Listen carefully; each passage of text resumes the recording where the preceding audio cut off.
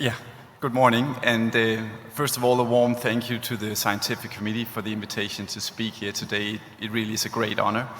And following Glenda's excellent talk on vaccines, I will try to provide an overview of immunotherapies towards cure and remission. And these are my disclosures. The fundamental problem is, of course, that antiretroviral therapy is highly effective in suppressing HIV, but although they're so effective, we also know that once treatment is stopped, there's a rapid virus rebound. And this is happening because HIV establishes a latent infection in long-lived cells. This is the latent reservoir, which remains the primary barrier to a cure and therefore the target for curative strategies. There are two overarching goals in cure research. One is focused on the complete elimination of all infected cells, leading to what we usually refer to as eradication. And the other approach is focused on reducing the pool of latently infected cells and then relying on immune effector mechanisms to maintain control of whatever is left. And this reduce and control strategy could be an approach to achieving remission. Immunotherapies could play a key role in achieving remission, primarily by inducing durable and potent anti-HIV immune surveillance. Listed here are some of the most important immunotherapies that are currently under active investigation. And these include interventions that primarily work by enhancing cytotoxic T cells, by inducing innate immune responses such as NK cells, therapies that primarily work through antibody-mediated mechanisms, as well as interventions that are capable of targeting several arms of the immune system. As Glenda touched on, there are potential synergies between immunotherapies for cure and research into vaccines. First of all, the immune responses induced by any efficacious vaccine will of course be highly relevant to that potent and durable immune surveillance, which we know is required to achieve remission. And conversely, any effective immunotherapy may also provide relevant clues to targets for disease-modifying or even preventive vaccines. And for both lines of research, I think it's highly important that we achieve a very thorough understanding of the mechanisms that underlie elite control and also post-treatment control. There are several questions that are quite important and which are surrounding HIV immunotherapies. First of all, there's a fundamental issue of whether a given intervention can provide a durable effect or if there's a need for ongoing treatment. And ideally, to achieve cure or remission, we do need time-limited interventions that are capable of inducing long-lasting control. Another important question is whether some therapies may have an enhanced effect if they're delivered in the setting of active HIV expression. This may be the case for therapies such as immune checkpoint antibodies, which primarily modulate T-cell function in the setting of antigen recognition. And I think this difference in effect between suppressed and non-suppressed infection is quite important to consider for each of the therapies we're looking at here. It's also important to consider which of these therapies, based on their interaction with the immune system, might make ideal candidates for combination strategies. And finally, I do find it useful to distinguish between interventions that constitute viable clinical strategies as opposed to drugs that are probably too toxic, but where it's still useful to achieve an understanding of how interrupting or modulating a given biological pathway might impact HIV persistence. So broadly neutralizing antibodies, as mentioned just before, this is probably the most heavily investigated type of intervention in cure research recently. And in the first, these are antibodies that have been isolated from a minority of infected individuals. And due to recent advances, these antibodies can now be produced at a scale that have allowed for their clinical application. There is a growing number of BNAbs that have now been identified, and these are usually categorized according to their binding site on the HIV envelope trimer.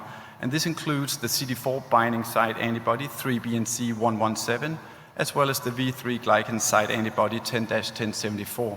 I'll get back to those two antibodies in a minute, but generally speaking, many of these BNAbs are now passing through clinical trials to assess their potential for using them as treatment, prevention, or cure.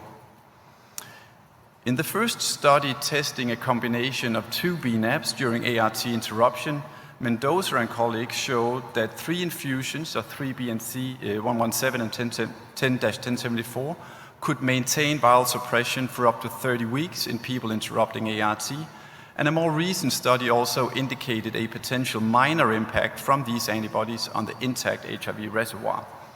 Interestingly, in the study by Mendoza and colleagues, 2 of 9 individuals receiving dual BNAbs also displayed prolonged virological control even way after the BNAbs had decayed to below the level of inhibition. This and other findings have raised the question whether BNAbs, in addition to neutralizing free virus, may also have an effect of boosting T-cell function, which has been referred to as a vaccinal effect. This question is still somewhat controversial, but using samples from this study, Daniel Kaufman and his team recently addressed this question and found that in the weeks following BNAb therapy, there was a significant increase in the frequency of HIV-specific T-cells producing antiviral cytokines in response to peptide stimulation, thus indicating a potential vaccinal effect. Another question is whether we're targeting the reservoir at the right time. When you look back, in fact, most cure studies have tested interventions that are given in the setting of long-term suppression by ART, but it has also been shown that the composition of the latent reservoir is primarily determined or frozen at the time when ART is initiated. So it is conceivable that immunotherapies, especially those relying on antigen recognition, may have a greater efficacy if delivered in this viremic phase at ART initiation. This randomized controlled trial of 3-BNC-117 and romidepsin given at ART initiation investigated precisely this question. This is a study that has been led by Ole Søgaard and was presented at CROI earlier this year. And the study furthermore provided a unique opportunity to address the potential vaccinal effect from BNAbs. So in this study, they enrolled 60 people that were all newly diagnosed, and participants were randomized to either ART alone or to ART in combination with either 3-BNC-117, romidepsin as a latency reversing agent, or the combination of the two. Participants were then maintained on suppressive ART for 1 year, after which 2 key outcome measures were quantified: the impact on the intact HIV reservoir and the time to viral rebound during an optional treatment interruption. And it is worth noting that in the groups receiving 3-BNC, only 53% and 63% of participants harbored viruses that were sensitive to 3-BNC before the intervention. When ART was interrupted, there was a mixture of outcomes, with some individuals rebounding early, but also a fair number displaying enhanced control. But the really fascinating finding was that enhanced biological control was primarily, almost exclusively happening among those harboring 3-BNC-117 sensitive viruses in their reservoir. And this included 1 individual who has now maintained undetectable viral load for more than 4 years after stopping ART in the study. To address whether this might have been achieved through an effect of the BNAbs on T-cell function, they quantified the frequency of HIV-specific CD8 T-cells using the activation-induced marker assay, and this demonstrated that as compared to the ART alone group, 3-BNC-117 recipients maintained a significantly higher frequency of HIV-specific T-cells, and this was primarily driven again by those harboring 3-BNC-117 sensitive viruses. So in conclusion, this demonstrates, or at least strongly indicates, that 3-BNC at ART initiation could lead to a sustained boost in HIV-specific T-cell function and was associated with enhanced control after stopping ART. Therapeutic stimulation of Toll-like receptors is another strategy that's being investigated as an approach to targeting HIV persistence, and most studies have focused on either the TLR9 agonist, lefitolimod, or the TLR7 agonist, visatolimod. Both of these bind to endosomal receptors in plasmacytoid dendritic cells and B cells and induce a broad response that includes secretion of type 1 interferons, induction of interferon-stimulated genes, and activation of cytotoxic NK cells. And there's been a range of studies testing a combination of a TLR7 agonist, a BNAb, and/or therapeutic vaccination in rhesus macaques infected with SIV or SHIV. And these have produced quite remarkable results, including the 2 front studies here that demonstrated prolonged virological control in more than half of the monkeys receiving combination therapy. Achieving remission in human infection, though, is likely to be a greater challenge, as there are, of course, important differences between rhesus macaques and humans, including host-specific differences in their genetic and immunological constitution. Depending on the utilized virus strain, there may also be differences in virus pathogenicity between HIV and HIV. And importantly, initiating ART extremely early after infection, as was done in many of these macaque studies, is of course usually not possible during human infection. A couple of clinical trials, including the two shown here, have also tested the administration of the TLR7 or 9 agonist in people with HIV. And these studies have demonstrated their ability to activate cytotoxic NK cells, dendritic cells and T cells, and induce plasma interferon alpha and induction of interferon-stimulated genes. In the study on the right, conducted among HIV controllers on ART, there was also a modest delay in time to rebound after treatment with the TLR7 agonist visotolimod. And several ongoing clinical trials are now testing the TLR7 or 9 agonist in combination with either a vaccine, dual BNAbs, or both. And the outcome of these studies, I think, will be highly important to assessing whether the encouraging data seen in rhesus macaques might be replicated to some extent during human infection as well, and whether therapeutic stimulation of toll-like receptors therefore might play a role in immunotherapeutic strategies towards remission. Immune checkpoint proteins, over the past decade or so, we have seen that immune checkpoint proteins play a role for HIV persistence. We now know that latent HIV is enriched in cells expressing some immune checkpoints, and that blocking these can activate HIV from latency. It's also clear that increased expression of immune checkpoints mediate T-cell exhaustion during chronic HIV infection. There is some evidence that blocking PD-1 can enhance at least SIV-specific T-cell function and lead to enhanced control in macaques.